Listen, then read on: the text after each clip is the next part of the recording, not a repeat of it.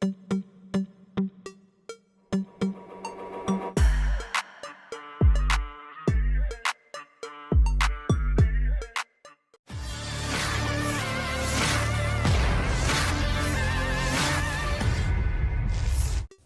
rudal Rusia menghantam habis posisi angkatan bersenjata Ukraina di wilayah Krasnogorovka.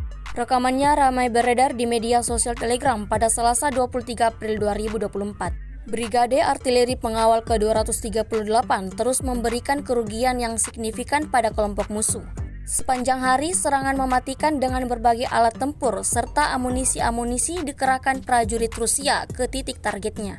Seperti yang terlihat dalam rekaman, tak terhitung ada berapa kali ledakan yang terjadi pada posisi pasukan Kiev. Ledakan dahsyat disertai kepulan asap tebal terlihat dari arah ini. Tidak diketahui pasti ada berapa jumlah korban jiwa dalam insiden ini. Video ini viral dan menuai beragam komentar dari warganet.